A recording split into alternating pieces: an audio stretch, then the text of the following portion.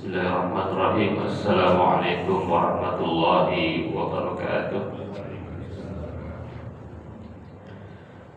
Alhamdulillah wa syukur ala ni'amillah, wassalatu wassalamu ala rasulillah Muhammad bin Abdillah wa ala alihi wa ashabihi wa mawalah.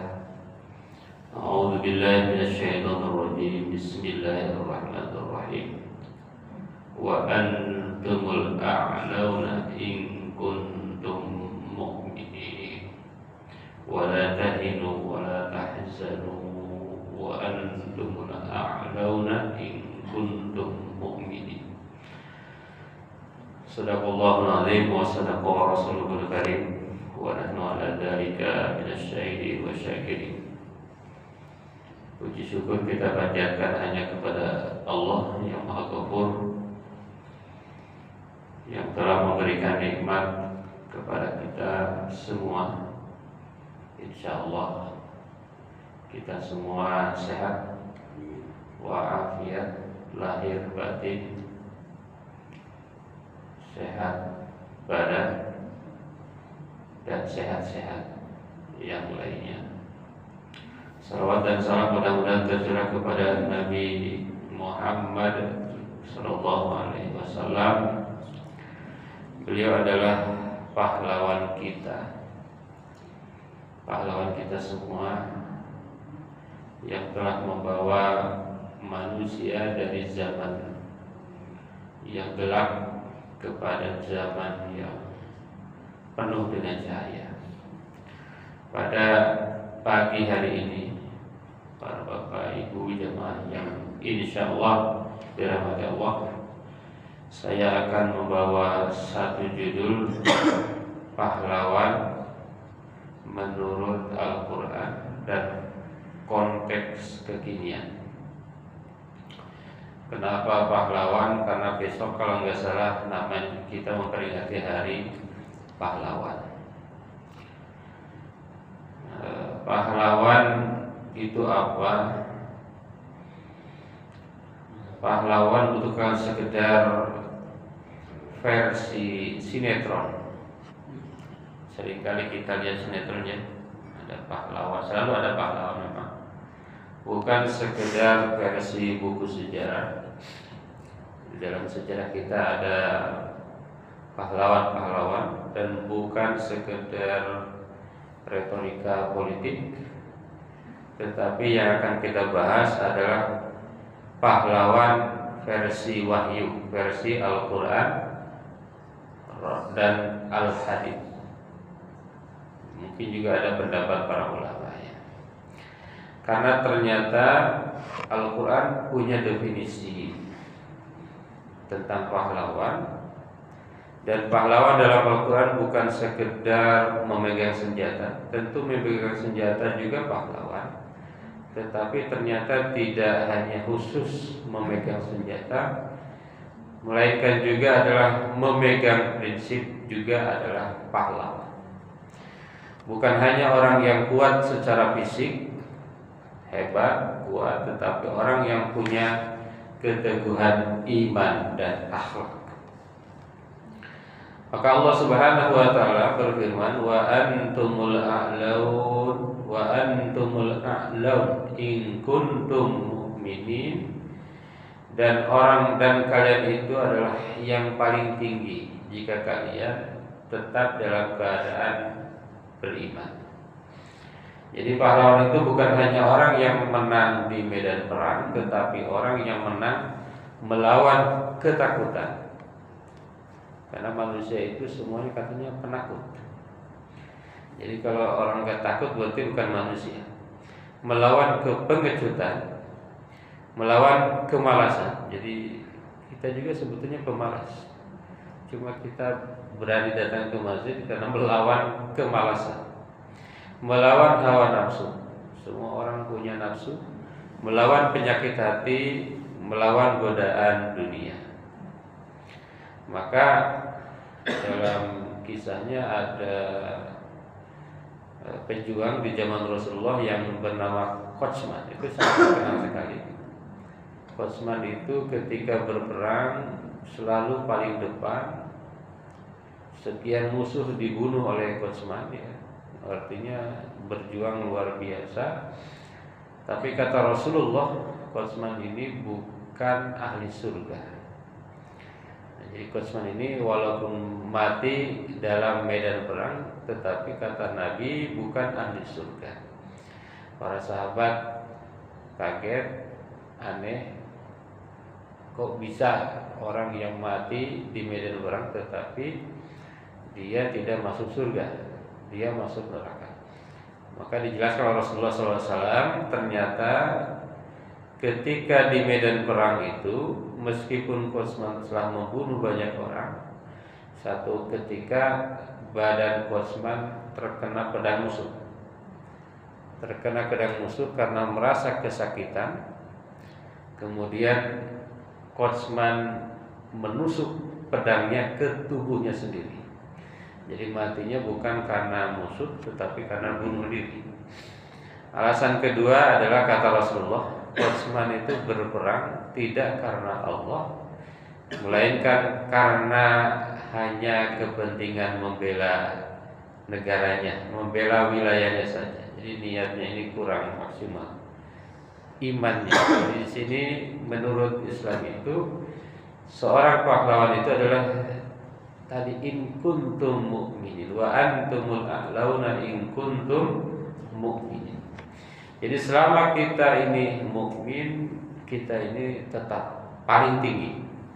Selama kita mukmin, kita ini tetap paling kuat. Selama kita mukmin, kita ini paling dominan gitu ya. Paling keren. Selama kita mukmin, itu yang harus menjadi landasan kita. Kita beriman tidak? Kalau beriman, kondisi apapun kita tetap paling hebat, tidak boleh minder. In kuntum mu'minin. Apa mukminin itu? In kana imanukum haqiqiyan. Jika iman kita ini iman yang hakiki, iman yang betul-betul iman. Kalau dalam ayat ini dikatakan innamal mu'minuna alladzina amanu billahi wa rasulihi tsumma lam yartabu. Iman itu orang yang iman kepada Allah, kepada Rasulullah, tidak pernah ragu. Itu yang sulit. Tidak pernah ragu, tidak pernah bimbang, wajahadu. Tapi ada syaratnya lagi, buktinya. Berjihad bi amwalikum wa anfusikum fi sabilillahi ulaika mushadiqun. Berjihad di jalan Allah dengan harta. Dengan harta. Kita datang ke masjid dengan pakaian, itu harta kita. Ya gitu ya. Mungkin juga mengisi kotak amal dan sebagainya. Bi amwalikum wa anfusikum, dengan jiwa kalian. Ulaika mushadiqun. Itulah mereka yang imannya itu jujur, imannya benar. Kalau tidak maka imannya pura-pura. Walaysa mujarrad syi'arin aw kalamin. Orang yang dimaksud beriman ini tidak hanya cukup hanya syiarnya saja, wah, tampilan apa, fashionnya aja. Kan sekarang banyak fashionnya, fashion beriman tapi padahal tidak beriman. Fashionnya saja atau kalamin atau cuap-cuap.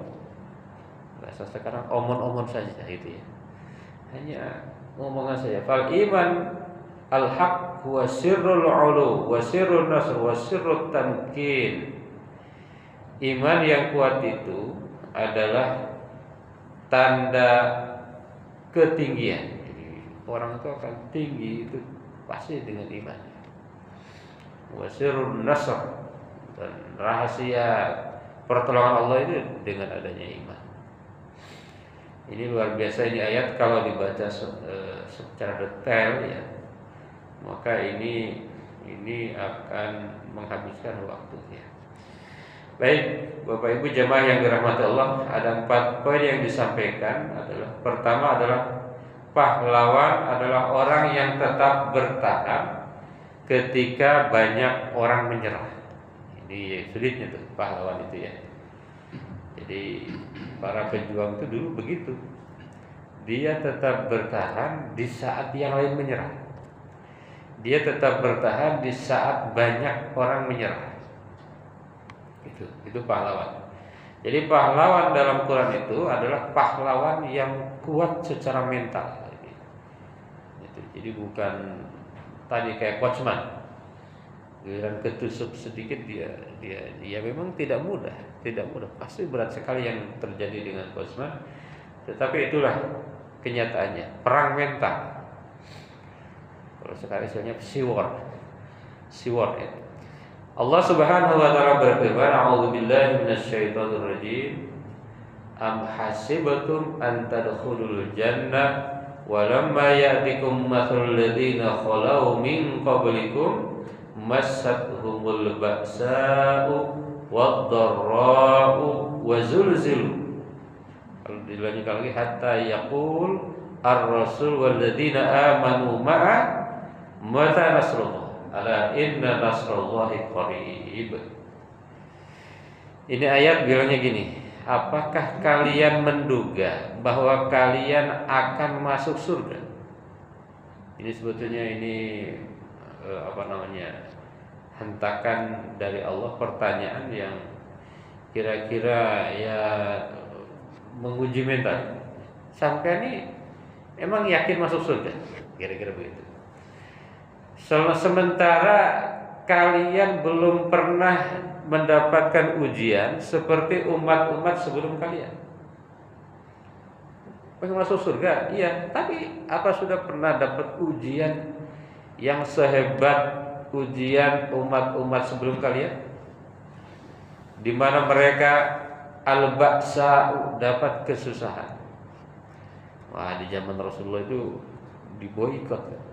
Sampai mau dibunuh, Nabi itu mau dibunuh, diboikot, mau dibunuh, hak-hak segala macam dihilangkan, dapat kesusahan, wadoro, ada penderitaan, wazulzilu, digoncang dengan hebat. Nah, ini apakah kita ini sudah dapatkan ujian yang luar biasa, ataukah kita ini sebetulnya banyak enaknya ya? Nah, ini asabatum asyada'id. Nah, yang dimaksud dengan ba'sa itu adalah asyada'id, hal yang berat di dunia, min faqrin, dari kefakiran. Fakir itu di bawah miskin.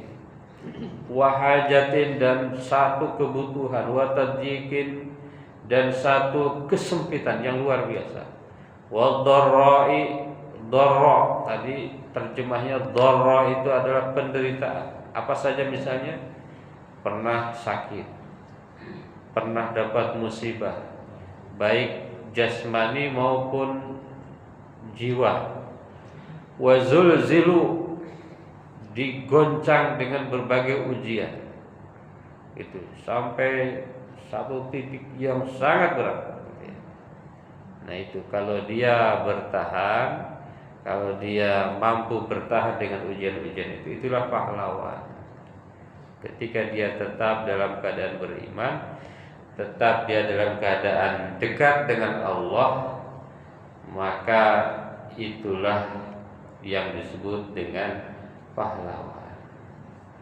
Ini apa kesimpulan ayat ini menurut para ahli tafsir? Indama yaral muslim al-fitan wal mata'ib la yajuz an yai'as fahada tariqul anbiya.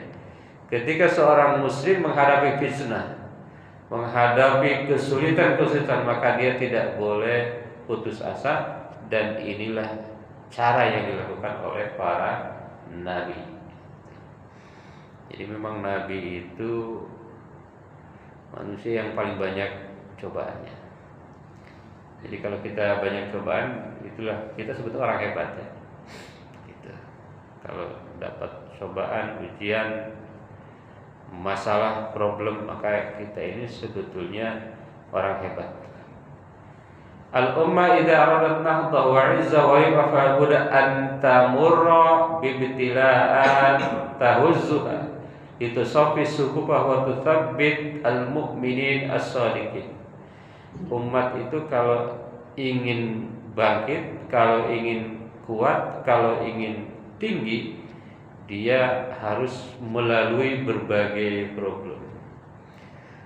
Maka seringkali di Islam, kok umat Islam banyak sekali ujiannya. Itulah, kalau tidak banyak ujian ya tidak ada tidak ada proses di situ ya. Di situ para nabi juga lebih keren lagi itunya problemnya. Mungkin dibanding kita nggak ada apa-apanya ya. Satu waktu pernah nonton film siapa itu? Lupa tuh. Waduh, itu ternyata di Arab itu kehidupannya luar biasa. Dan cuaca dengan kondisi yang luar biasa itu ya. Mungkin dibanding Indonesia tidak beratnya itu ya. Beratnya mungkin jauh ya. Perjuangan Rasulullah Sallallahu Alaihi Wasallam. Meskipun di kita juga berat perjuangan para pahlawan kita. Al-faraj qarib lakin syartuhu as-sabr was-sabar.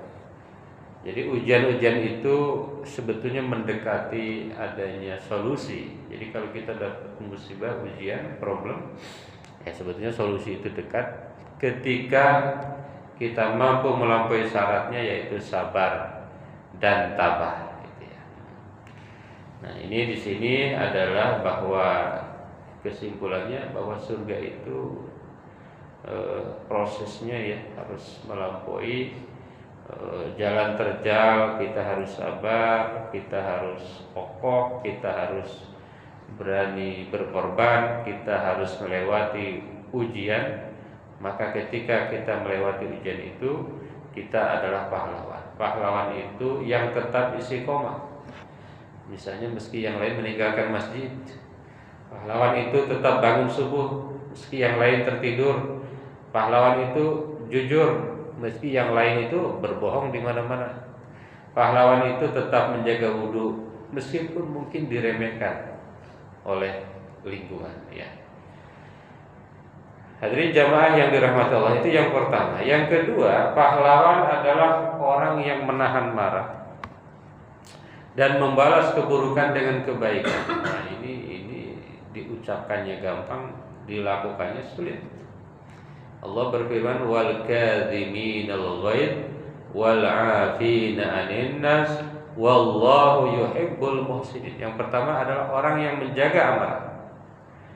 Yang kedua adalah orang yang memaafkan orang lain meskipun orang lain berbuat salah. Yang ketiga adalah orang yang berbuat baik meskipun orang lain berbuat salah. Ini sulit sekali.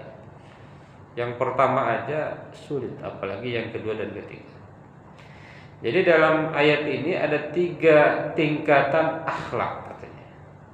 Jadi akhlak orang-orang yang bertakwa itu 3 level, 3 tingkatan. Nah, kita masuk golongan yang mana? Kalau belum masuk golongan 1, maka ya, sesungguhnya kita belum sampai orang yang bertakwa. Apa itu? Yang pertama, al-kadhiminal ghaidh, orang yang menjaga marah.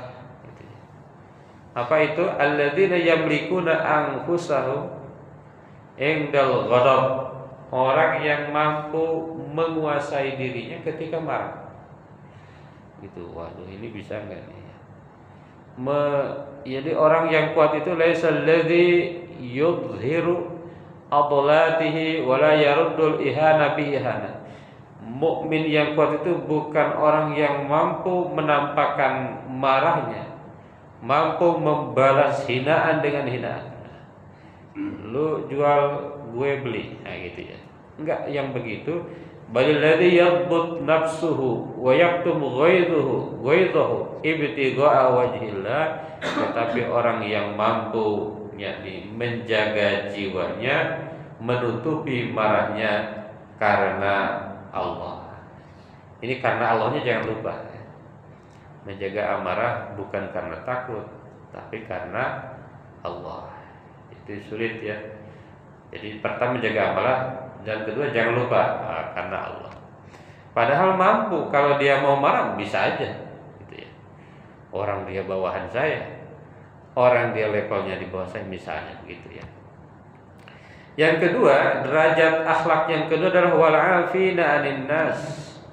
Muttaqin level 2 adalah orang yang bukan hanya menjaga marah, tetapi juga memaafkan. Gitu ya. Jadi hatinya lapang. Orang lain menyakiti, dia tidak marah, dan hatinya lapang. Ini susah sekali. Gitu ya, susah sekali. Tidak ada dengki, tidak ada iri, tidak ada gondok sedikit pun. Nah, ini level kedua. Sulit sekali. Nah, yang lebih keren lagi yang ketiga. Wallahu yuhibbul muhsinin. Jadi antuqabila su bil ihsan. Orang yang menghadapi keburukan dengan ihsan, dengan kebaikan. Ini sulit. Jadi seperti Nabi pernah dalam kisahnya, Rasulullah setiap kali mau sholat selalu diludahi. Mau sholat coh diludahi. Lewat mau sholat coh lagi diludahi. Mau sholat lagi coh dan tersenyum. Itu susahnya. Dan tersenyum. Ketika orang itu sakit, Rasulullah nyari-nyari, ini kemana ini langganan saya gitu ya. Lalu para sahabat menanyakan, ini Rasul nyari siapa? Ini yang suka ngecoh itu, yang suka ngeludahi saya kok nggak ada tadi, kemana? Lalu kata para sahabat, oh dia itu sakit gitu ya, sakit. Kemudian Rasulullah menjenguk orang yang sakit itu di depan pintu, ketok-ketok. Rasulullah ditanya oleh orang yang tersebut, ini siapa di luar? Saya Muhammad. Muhammad mana? Muhammad yang suka ini, yang suka diludahi itu. Lah mau ngapain sini? Enggak, saya menjenguk. Kemudian dibukalah pintu dan orang itu berkata kepada Rasulullah, "Shadaqta ya Rasulullah." Engkau benar wahai Rasulullah. Saya beriman annaka Muhammadar Rasulullah. Asyhadu an la ilaha illallah wa asyhadu annaka Muhammadar Rasulullah. Ini yang begini sulit sekali. Makanya Nabi itu orang paling sukses di muka bumi dia. Dan Nabi itu menyebarkan Islam memang dengan akhlak. Dengan akhlak. Kalau dibandingkan dengan saat ini sulit nyari orang itu sulit ya. Jadi pahlawan itu orang yang senantiasa menjaga hatinya ya. Gitu ya. Dalam konteks sekarang pahlawan itu misalnya di medsos ada hal-hal yang tidak enak, kita tidak komen-komen yang meledak-ledak, tidak lantas hati panas, tidak lantas menjadi gundah, kita tetap cool, kita elegan, beretika, tidak terprovokasi. Kalau di zaman sekarang ya. Tentu dibanding Rasulullah nggak ada apa-apanya kita ya. Yang ketiga jemaah yang dimuliakan Allah, pahlawan adalah orang yang mengorbankan sebagian hartanya demi kebenaran. Sebagian hartanya ya, Bapak Ibu yang dimuliakan Allah, Islam itu sangat bijak sekali, tidak harus semua. Sebagian hartanya. Lan tanalul birra hatta tunfiqu mimma tuhibbun. Kalian tidak akan mendapat derajat tinggi, derajat tinggi ya. Jadi bir itu adalah puncak kebaikan kecuali kalian menafkahkan sebagian kecil dari apa yang kalian cintai gitu ya. Nah, kita artinya gini, kalau mau menjadi orang bir itu harus memberikan itu apa yang dicintai, bukan yang sisa-sisa gitu ya. Ada dalam ayat ini walastum bi akhidhihi illa an tu'minu fi. Jadi memberi sesuatu yang kita aja udah enggak perlu, nah itu tidak mendapatkan bir, tidak menjadi pahlawan. Jadi pahlawan itu berkorban dengan apa yang sungguh dia mencintai itu. Terserah tiap orang beda-beda ya. yang dicintainya apa, yang disukainya apa, maka dialah pahlawannya. Dan ketika itu maka dia mencapai qimmatuhu. Qimmatuhu itu artinya puncak daripada kebaikan gitu ya. Ada yang menyebutkan lan tanalul bir hatta tunfiqu mimma tuhibbun. Bir itu artinya surga. Kamu tidak akan mendapatkan surga sampai kamu menginfakkan apa sebagian dari apa yang kalian sukai. Nah, kita ini kalau direnungkan kadang-kadang kita memberi itu hal-hal yang tidak kita sukai kadang-kadang. Misalnya di saku ada 5.000, ada 10.000, ada 20, ada 50, ada 100. Ngasih yang mana? Kalau Ustaz Rizal mungkin yang 100 ya. Gitu ya. Meskipun tadi sebagian dari yang kita miliki. Pernah ada yang bilang kita itu pelit, Pak. Manusia itu pelit. Iya, memang pelit banget. Semakin kaya malah makin pelit memang ya. Apalagi kalau dibandingkan dengan jumlah hartanya, baru makin pelit kita. Kalau punya uang 10.000, kita ngasih 1.000 itu masih bisa ya? Nggak masuk. Masih bisa ya? 10.000 ngasih 1.000 bisa, berarti 10% ya. Coba kalau 1.000.000 ngasih 10%, mulai berat. Lebih berat lagi kalau 1 triliun. 1 triliun 10%-nya berapa? 100 M, berat lagi. Makanya saya kalau lihat tuh orang-orang kaya itu ini ya, suka kasihan gitu. Kayaknya berat sekali gitu. Kadang-kadang kasihan.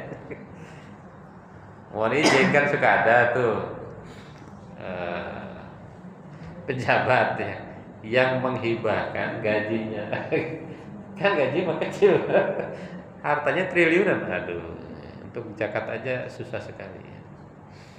Kalau Pak Ustaz Rizal karena belum terlalu kaya mungkin masih mudah ya. Gitu ya. Kadang-kadang untung gak terlalu kaya. Kalau kaya banget mungkin gak mau ke masjid. Pernah gak ketemu orang kuliah subuh kaya banget itu? Pernah? Misalnya triliuner ke atas itu. Agak sulit ya itu. Beberapa tahun lalu sebelum Covid, saya sering jadi imam di satu rumah. Belum kaya-kaya banget, itu udah gak ke masjid. Sholat tarawihnya di rumah ya. Dia manggil imam, beliau jamaahnya beliau, istrinya. Kadang anaknya mah jarang karena sering nge-mall gitu ya. Tapi mau pembantunya, supirnya. Alhamdulillah gitu. Itu pahlawan. Tadi yang ketiga itu pahlawan itu adalah orang yang mengorbankan yang dicintainya, harta yang dicintainya. Biasanya yang dicintai oleh kita itu harta ya. Yang keempat adalah pahlawan adalah yang terakhir adalah orang yang membela kebenaran dalam sunyi. Ini pahlawan juga ya. Jadi pahlawan sejati itu seringkali tidak dikenal, tidak viral, tidak diwawancara, tidak butuh kamera, tidak butuh mikrofon, tidak butuh headlight. Wallahu ya'lamul mufsid minal muslim. Kenapa? Karena Allah tahu siapa orang yang baik, siapa orang yang merusak, dan siapa orang yang kerjanya muslim. Ya. Tadi ayatnya wallahu ya'lamul mufsid minal muslim. Wa hunaka man ya'mal, karena ada orang yang beramal dalam diam. Ya'mal bisom. Ada orang yang beramal dalam diam. Wala yarfa' sautahu, dia tidak mengeraskan suaranya. Diam tapi dia beramal. Walaysa masyhuran, dia tidak ingin diliput media. Lakinnahu muslihun shadiqun naqiyun, tapi dia itu sesungguhnya orang yang terus berjuang menyelesaikan problem-problem. Dia orang yang jujur, dia orang yang bersih. Nah, Allah tahu, kata Allah. Allah ya'lamul haqiqah ya'lamun niyat. Allah tahu niat. Wad-dawafi, Allah tahu motivasinya apa. Wal a'mal, Allah tahu pekerjaannya apa. Wa ma fil qulub, dan Allah tahu apa yang ada di dalam hati. Begitu. Jadi orang yang ya selalu membela kebenaran dengan cara-caranya ya. Mungkin kalau di medsos mungkin hanya dengan like, komen-komen yang bagus ya. Tidak menyebarkan yang tidak bagus, menyebarkan yang bagus. Itu juga hakikatnya adalah pahlawan gitu ya. Jadi pahlawan itu sangat puas dalam Quran ya. Orang yang menghidupkan subuh berjamaah itu pahlawan. Orang yang menghidupkan rumah dengan zikir malam itu pahlawan. Orang tua mendidik anak dengan iman, pahlawan. Aktivis sosial yang memperjuangkan doa, meskipun dia tidak punya uang tapi meminta bantuan orang kaya, diserahkan kepada yang berhak, pahlawan. Relawan kemanusiaan, pahlawan. Polisi, TNI, tenaga medis, guru, dosen, pendidik yang menjaga amanah juga adalah pahlawan. Maka Rasulullah bersabda, al-mujahid man jahada nafsahu fillah. Pahlawan itu hakikatnya adalah orang yang jihad dengan dirinya karena Allah. Maka mudah-mudahan kita semua terus mampu menjadi pahlawan. Dan insya Allah pahlawan itu balasannya adalah surga Allah Subhanahu wa ta'ala. Amin ya Allah ya Rabbal Alamin. Karena waktu sudah 32 menit, saya akhiri. Terima kasih, mohon maaf. Wassalamualaikum warahmatullahi wabarakatuh. Monggo barangkali ada pertanyaan atau sharing. Pak Haji, barangkali ada sharing.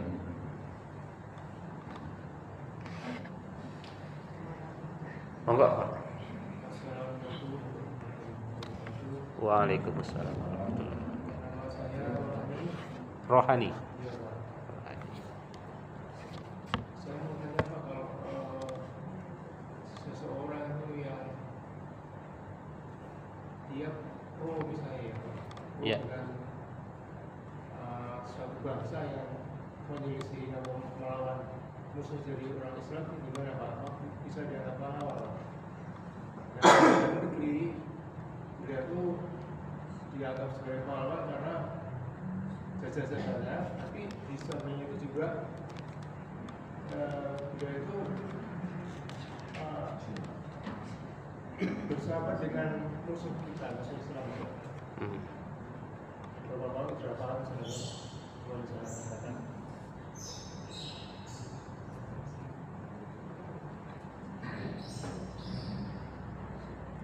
Ada lagi selain Pak Rohani?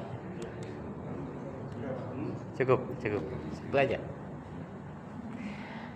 Jadi orang yang bersahabat dengan musuh, apakah dia pahlawan? Ya, kalau bersahabatnya itu untuk meredam masalah yang lebih besar, itu pahlawan. Gitu. Karena kadang-kadang orang yang pintar itu begitu. Jadi cara melawan musuh itu justru dijadikan sahabat. Kalau orang biasa kan melawan musuh itu dengan langsung gitu ya. Nabi tadi musuh itu dijadikan sahabat kan. Itu pahlawan. Tapi jangan lupa niatnya karena Allah tadi. Ini yang sulit. Jangan berteman dengan musuh karena kepentingan duniawi, bukan, karena minimal mencegah masalah yang lebih besar. Syukur-syukur mendapatkan keuntungan karena Allah. Itu insya Allah pahlawan Pak Haji. Pertanyaan yang menarik nih Pak Haji. Ada lagi Pak Ustadz Safrijan? Siapa ini Ustadz muda nih? Hambali. Mas Hambali. Ya. Ada pertanyaan? tambahan. Ya, Mas. Ya. Itu kan Nabi itu kan sholat waktu setelah Isra Mi'raj ya. Sholat Sholat itu diwajibkan sholat setelah Mi'raj. setelah Mi'raj. Ya. Kan sudah berjumpa berarti sama Allah tuh. Ya. Kan dirikanlah sholat untuk mengingatku kan kata Allah. Iya, iya. Nah kalau kita ini kan belum ketemu sama Allah gimana? Ingat. Aqimis sholata lidzikri. Jadikan sholat untuk mengingatku.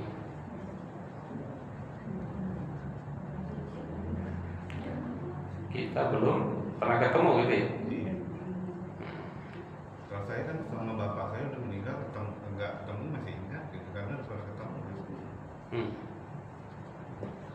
Gimana mau ingat gitu ya? Iya. Iya, betul juga pertanyaannya. Nggak pernah ketemu tapi suruh ingat. Gitu ya, iya Pak ya. Dengan Pak siapa punten? Yudi saya. Pak Yudi ya. Sudah cukup? Baik, terima kasih. Ada ayat yang berbunyi Aqimis sholata lidzikri.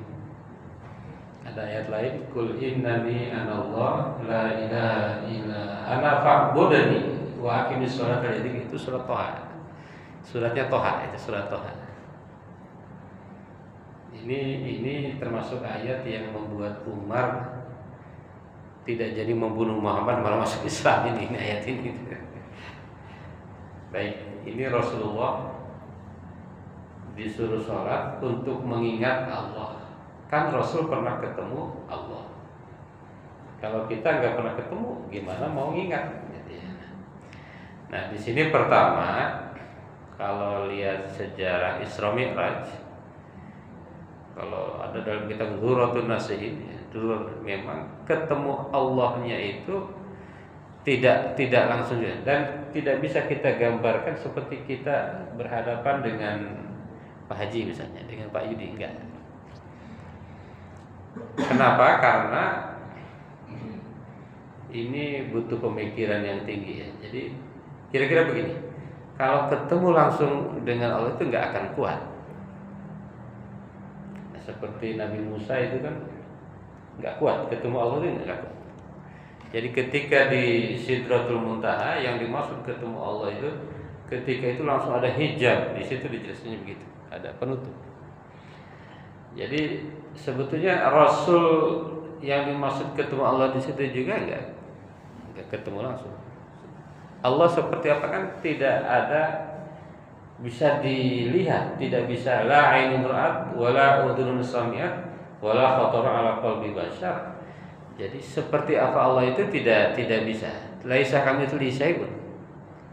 Enggak bisa digambar ya, enggak bisa di pertama itu ya. Jadi Rasul pun tidak melihat dalam hati langsung mata ya. Tidak ada yang bisa menggambarkan itu ya. Tidak ada, sulit. Bukan hanya sulit, tidak bisa dibayangkan apa itu ya. Jadi ketemu Allahnya itu seperti apa nggak bisa digambarkan. Nah, dan yang kedua yang dimaksud dengan zikir itu tidak berarti mengingat sesuatu yang sudah dilihat. Zikir itu bisa dimaknai menyebut nama-nama Allah. Zikir itu nyebut ya. Allah, Allah, Allah, Allah. Cuma membayangkan Allahnya itu nggak bisa. Kalau kita membayangkan Allah seperti makhluk, wah, itu bahaya. Itu tersesat. Suka ada kan? Saya pernah dulu ahli Pak Haji dulu ada di UIN itu ada ahli filsafat. Saya waktu mahasiswa sering minta donasi ke beliau. Waktu itu kami punya TPQ pembelajaran Quran. Beliau sering menceritakan itu tentang khusyuk itu seperti apa. Ketika orang khusyuk yang dibayangkan apa? Beliau itu ahli filsafat dan ingin tahu seperti apa. Dan memang itu justru tidak bisa dijelaskan, digambarkan itu. Khusyuk itu seperti apa ya. Dan gak boleh membayangkan yang sifatnya makhluk benda. Kalau bayangkan kayak gedung ya nggak bisa. Apalagi bayangkan kayak sosok manusia nggak bisa. Jadi zikir itu adalah mengingat Allah, menyebut nama Allah, meresapi makna nama-nama Allah. Nah, itulah zikir. Paling rendah minimal kita menyebut Allah, Allah itu sudah zikir. Tidak perlu menggambarkan sosoknya. Karena kalau tergambar sosoknya itu malah bisa jadi jin. Bukan Allah, bukan Allah. Begitu Pak Yudi. Terima kasih, ini pertanyaan yang keren ya. Dari Ibu, barangkali ada Ibu. Oh, Pak Haji ada tambahan? Cukup ya. Cukup, Mas Rizal.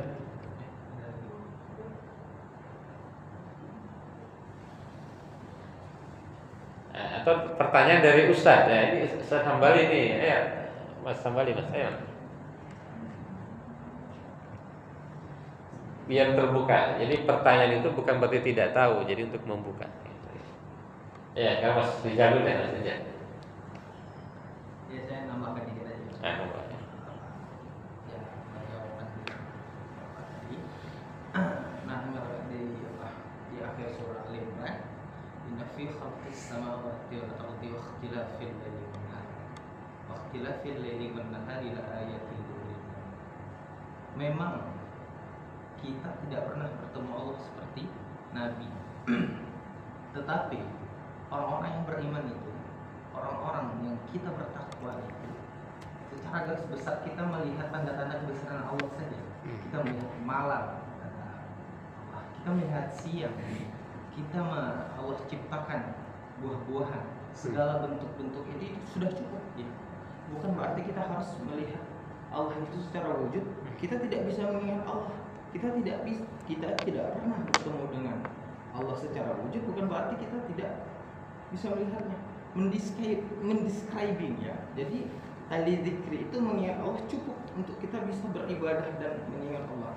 Kata Allah, inna fi khalqis, sesungguhnya di dalam penciptaan langit dan bumi, khalqis samawati wal ardi wa ikhtilafil laili wan nahar, tercipta malam dan siang itu cukup untuk bagi orang tanda-tanda kebesaran Allah untuk kamu beribadah kepada Allah Subhanahu wa taala. Dan orang-orang yang beriman itu yang melihat malam dan siang, penciptaan langit dan bumi, apa yang tampak oleh mata ini, segala kebesaran-kebesaran Allah, itulah membuat faktor pertama kita untuk beribadah kepada Allah Subhanahu wa taala. Bukan berarti kita harus membayangkan wujud Allah, kita harus bertemu Allah. Bagaimana kita melihat Allah sementara kita tidak pernah bertemu dengannya? Cukup melihat tanda-tanda kebesaran Allah agar kita bisa senantiasa mengenal Allah Subhanahu wa taala. Luar biasa ini Ustaz kita ya. Menjelaskan ayat inna fi khalqis samawati wa ikhtilafil laili wan nahari la ayatin liulil albab. Memang cukup dengan itu udah zikir ya. Iya, Enggak mungkin ini ada hujan ini. Coba pernah dulu musim kemarau pemerintah bikin hujan, habis berapa Ustaz? Banyak tuh ya. Udah banyak, hujannya kecil lagi ya. Masya Allah. Udah ada belum yang bisa bikin manusia? Belum ada ya. Kalau bikin AI udah ada gambar, tapi bikin manusia belum ada. Walaupun katanya nanti orang-orang kaya itu siapa, Bill Gates apa siapa, katanya mau membuat cara bagaimana manusia hidup selamanya. Belum ada juga, ternyata belum ada juga. Jadi itu tanda bahwa kita itu lemah saja. itu udah zikir itu. Udah zikir. Maka berzikir itu ini hifz. Zikir itu bermakna menjaga, mengucapkan, gitu ya. Itu udah zikir, masuk ke dalam zikir. Maka zikir dalam arti Islam itu pertama ibadah kita sholat itu zikir. Kita sedekah itu zikir, Pak. Jadi zikir kita sedekah itu zikir, udah zikir. Maka ada zikir lisan berarti subhanallah, itu zikir lisan. Atau membaca Quran itu zikir lisan. Ada zikir hati. Kita mengingat, wah ini kalau tidak ada Allah kita nggak bisa apa-apa. Kadang-kadang saya suka merenung juga waktu kecil. Jajan aja nggak pernah dikasih. Tapi setelah dewasa kok bisa ya? Ada rezeki gitu. Kok ada rezeki gitu ya? Bisa jajanin anak. Bisa bayar sekolah anak, kok bisa itu? Alhamdulillah. Coba, nggak terbayangkan tuh. Waktu kecil nggak kebayang. Ya Allah, ini itu zikir ya. Itu zikir. Kita sholat itu zikir. Kita berdoa itu zikir. Ada zikir dengan perbuatan tadi. Kita bekerja itu hakikatnya ada zikir kepada Allah Subhanahu. Baik Bapak Ibu semua, barangkali karena waktu juga ini sudah 46 menit, kita cukupkan saja. Kita akhiri dengan doa kafaratul majlis. Subhanakallahumma wa bihamdika asyhadu an la ilaha illa anta astaghfiruka wa atubu ilaik. Assalamualaikum warahmatullahi wabarakatuh.